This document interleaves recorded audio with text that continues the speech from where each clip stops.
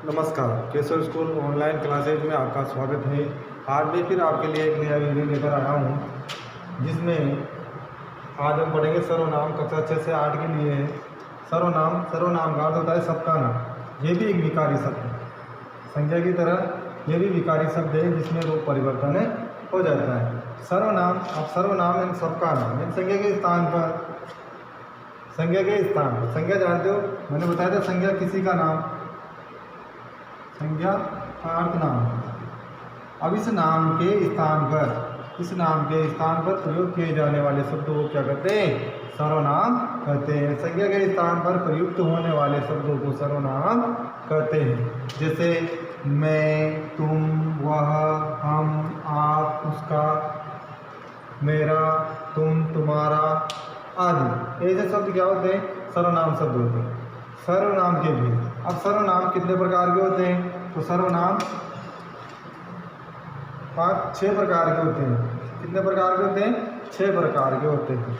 पहला है पुरुषवाचक सर्वनाम, दूसरा है निश्चयवाचक सर्वनाम, तीसरा है अनिश्चयवाचक सर्वनाम, चौथा है संबंधवाचक सर्वनाम, पांचवा है प्रसन्नवाचक सर्वनाम और छठा है निजवाचक सर्वनाम। तो इनके बारे में हम अलग अलग पढ़ेंगे। तो पुरुषवाचक सर्वनाम क्या होता है? निश्चयवाचक, अनिश्चयवाचक, संबंधवाचक, प्रसन्नवाचक और निजवाचक सर्वनाम कौन कौन से होते हैं, इनके बारे में हम अलग अलग पढ़ेंगे। तो पहली बात, सर्वनाम किसे कहते हैं? संज्ञा के स्थान पर प्रयुक्त होने वाले शब्दों को सर्वनाम कहते हैं। जैसे मैं, तुम, वह, हम, आप, उसका आदि। सर्वनाम के 6 भेद होते हैं। जिसमें पुरुषवाचक सर्वनाम होता है वो 3 प्रकार का होता है: उत्तम पुरुष, मध्यम पुरुष, अन्य पुरुष। उत्तम पुरुष में जैसे उत्तम पुरुष होता है वो स्वयं के लिए प्रयोग किया जाता है, जैसे मैं, हम, हमारा, ऐसे शब्दों का प्रयोग होता है। जैसे मध्यम पुरुष, मध्यम यानी दूसरा, मध्यम यानी दूसरा। जैसे कि मैं आपको पढ़ा रहा हूँ और आपके लिए, जैसे तुम, तुम्हारा, आपका, ऐसे शब्दों का उसमें प्रयोग होता है। अन्य पुरुष जैसे मैं आपको पढ़ा रहा हूँ, मैं और आप पढ़ रहे हो, आपके अलावा अन्य तीसरा आ गया तो वो क्या हो गया? अन्य पुरुष। जैसे वह, उसे, उनका, उसके, ऐसे शब्दों का प्रयोग उसमें होता है। तो सर्वनाम को हम थोड़ा सा उदाहरण के द्वारा समझ लेते हैं। जैसे मैंने यहाँ लाइन लिख रखी है, सीता सुबह जल्दी उठती है, सीता नहाती है, सीता पढ़ाई करती है, उसके बाद सीता विद्यालय जाती है। तो यहाँ पर आपको एक शब्द अजीब लग रहा होगा, ये संज्ञा शब्द, ये बार बार आ रहा है। तो ये शब्द तो व्याकरण होती है, उस व्याकरण के द्वारा, वैसे तो सही है लेकिन वाक्य अलग अलग लग रहे हैं और बार बार एक ही शब्द बार बार आ रहा है तो अच्छा नहीं लग रहा। तो जो भाषा है उसको अच्छी तरह से स्पष्ट शब्दों में समझने के लिए ऐसे शब्दों का प्रयोग किया जाता है। तो जैसे सीता सुबह जल्दी उठती है, ठीक है, वह, इसकी जगह हम वह सर्वनाम शब्द का प्रयोग कर देंगे। वह नहाती है, उसके बाद वह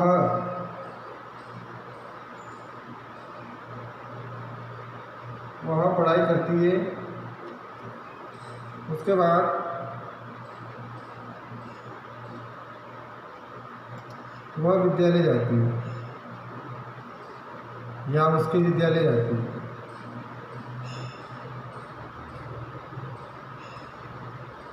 वह आएगा, वह विद्यालय जाती है। तो सीता सुबह जल्दी उठती है, वह नहाती है, वह पढ़ाई करती है, उसके बाद वह विद्यालय जाती है। तो यहाँ पर हमने वह शब्दों का यानी जो ये शब्दों का प्रयोग किया, तो ये शब्द क्या है? सर्वनाम शब्द कहलाएंगे। तो ऐसे एक ही शब्द बार बार आता है तो उसकी जगह हम सर्वनाम शब्दों का प्रयोग कर देते हैं, तो वही सर्वनाम शब्द कहलाते हैं। तो सर्वनाम शब्द की परिभाषा क्या होगी? वे शब्द जो संज्ञा के स्थान पर प्रयोग किए जाते हैं उन्हें सर्वनाम कहते हैं। सर्वनाम 6 प्रकार के होते हैं।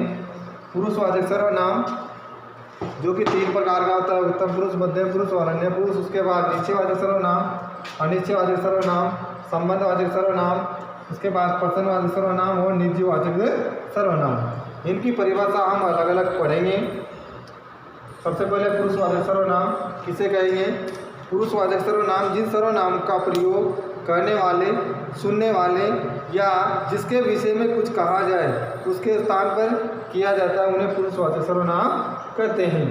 पुरुषवाचक सर्वनाम भी 3 प्रकार के होते हैं। जो विद्यार्थी इसको देख रहे हैं इसका स्क्रीनशॉट ले लें।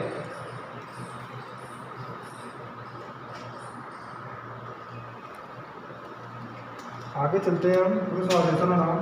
तो पुरुषवाचक सर्वनाम जो है, पुरुषवाचक सर्वनाम में ये पुरुषवाचक सर्वनाम जो होता है उसकी परिभाषा है जिन सर्वनामों का प्रयोग करने वाले या सुनने वाले व जिसके विषय में कुछ कहा जाए के स्थान पर किया जाता है उन्हें पुरुषवाचक सर्वनाम कहते हैं। यानी जिन सर्वनामों का प्रयोग करने वाले या सुनने वाले, करने वाले या सुनने वाले या वह जिसके विषय में कुछ कहा जाए के स्थान पर किया जाता है उन्हें पुरुषवाचक सर्वनाम कहते हैं।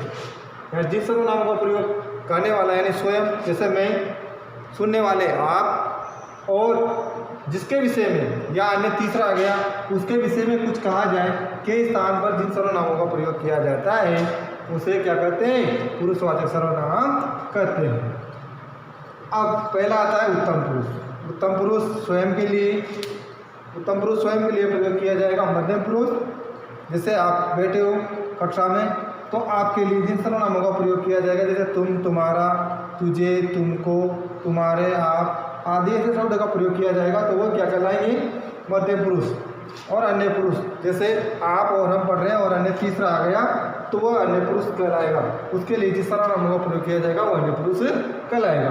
जैसे उत्तम पुरुष वाले सर्वनाम, बोलने वाला या लिखने वाला व्यक्ति अपने लिए जिन सर्वनाम शब्दों का प्रयोग करता है वे उत्तम पुरुषवाचक सर्वनाम कहलाते हैं। जैसे मैं, मेरा। अब ऐसे कौन कौन से शब्द आएंगे स्वयं के लिए? मैं, मेरा, मेरी, हम, हमारा, हमारी, हमारे, मुझको, मुझे आदि ऐसे शब्दों का प्रयोग किया जाएगा। किसमें? उत्तम पुरुषवाचक सर्वनाम यानी कि स्वयं के लिए। अब मध्यम पुरुषवाचक सर्वनाम यानी जिन सर्वनाम शब्दों का प्रयोग, जिन सर्वनाम शब्दों का प्रयोग, सर्वनाम का प्रयोग वक्ता, सुनने वाले, सर्वनामों या नामों का लेना, नामों का प्रयोग वक्ता सुनने वाले के लिए, वक्ता सुनने वाले के लिए, वक्ता यानी जो बोलने वाला, जैसे कि मैं, वक्ता बोलने सुनने वाले के लिए करें उसे मध्यम पुरुषवाचक सर्वनाम कहते हैं। जैसे तुम, तुम्हारा, तुम्हारे, तू, तेरा, तुझे, तू, तेरा, तुझे, आप, आपका, आपकी आदि ऐसे शब्दों का प्रयोग किया जाता है। जैसे मैं कहता हूँ तुम तुम्हारी कॉपी लेके आओ, तो जैसे वक्ता यानी वक्ता जो मैं हूँ अर्थात मैं स्वयं उत्तम पुरुष हूँ, मैं किससे कह रहा हूँ? मध्यम पुरुष से, क्योंकि तुम तुम्हारी कॉपी लेके आओ इधर कह रहा हूँ ना। तो ऐसे क्या हो गया वह, यानी उत्तम पुरुष मध्यम पुरुष से बातचीत कर रहा है और अन्य पुरुष आ गया बीच में तो अन्य पुरुष हो गया। तो जैसे तू, तेरा, तुझे, आपका, आप, आपकी आदि ये जो शब्द होते हैं सुनने वाले के लिए, तुम, तुम्हारा, तुम्हारे, तू, तेरा, तुझे, आप, आपका, आपकी, आपके ऐसे शब्दों का प्रयोग किसमें किया जाता है? मध्यम पुरुष में किया जाता है। इसके बाद आता है अन्य पुरुष। अन्य पुरुष में जिसके बारे में बात की जाए, जिसके बारे में बात की जाए या कुछ लिखा जाए, बात की जाए या कुछ लिखा जाए उनके नामों के बदले, जिसके बारे में बात की जाए या कुछ लिखा जाए उनके नामों के बदले में प्रयुक्त होने वाले सर्वनाम अन्य पुरुषवाचक सर्वनाम कहलाते हैं। जिसके बारे में बात की जाए या कुछ लिखा जाए उनके नामों के स्थान पर जिन शब्दों का प्रयोग किया जाता है, इस सर्वनाम शब्दों का प्रयोग किया जाता है उसे अन्य पुरुषवाचक सर्वनाम कहते हैं। जैसे वे, वह, उसका, उसकी, उसके, यह, ये, इसके, इसका आदि। जैसे वह कल कोटा जाएगा, अब वह, जैसे सुरेश कल कोटा जाएगा, अब सुरेश यहाँ नहीं है लेकिन हम उसके बारे में बातचीत कर रहे हैं, तो वह कल कोटा जाएगा, उसके वो हो गया, उसकी वह चली गई, उसके बाद उसके, यह उसकी पुस्तक है, ये उसके माता पिता हैं। तो ऐसे शब्दों का जो प्रयोग किया जाता है वो अन्य पुरुषवाचक सर्वनाम कहलाते हैं। तो पुरुषवाचक सर्वनाम कितने प्रकार के होते हैं? 3 प्रकार के। पुरुषवाचक सर्वनाम की परिभाषा क्या होती है? जिन सर्वनामों का प्रयोग करने वाले या सुनने वाले या जिसके विषय में कुछ कहा जाए के स्थान पर किया जाता है उन्हें पुरुषवाचक सर्वनाम कहते हैं।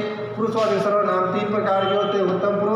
उत्तम पुरुष किसके लिए प्रयोग किया जाता है? बोलने वाले या लिखने वाला व्यक्ति अपने लिए जिन सर्वनाम शब्दों का प्रयोग करता है वे उत्तम पुरुषवाचक सर्वनाम कहलाते हैं, जैसे मैं, मेरा, मेरी, हम, हमारा, हमारी, हमारे, मुझको, मुझे आदि। मध्यम पुरुषवाचक सर्वनाम जिन सर्वनाम शब्दों का प्रयोग वक्ता सुनने वाले के लिए करे उसे मध्यम पुरुषवाचक सर्वनाम कहते हैं, जैसे तुम, तुम्हारा, तुम्हारे, तू, तेरा, तुझे, आप, आपका, आपकी, आपके आदि। अन्य पुरुषवाचक सर्वनाम जिसके बारे में बात की जाए या कुछ लिखा जाए उनके नामों के बदले में प्रयुक्त होने वाले सर्वनाम अन्य पुरुषवाचक सर्वनाम कहलाते हैं, जैसे वे, वह, उसका, उसकी, उसके, यह, ये, इसके, इसका आदि। तो ये आज हमने पुरुषवाचक सर्वनाम पढ़ा। इससे पहले हमने सर्वनाम के भेद और पुरुषवाचक के जो 3 प्रकार हैं उनके बारे में आज हमने चर्चा करी। इसके बाद आज के लिए इतना ही। अब कल मैं आपके लिए सर्वनाम का पार्ट 2 लेकर आऊँगा। तो आज के लिए इतना ही। धन्यवाद।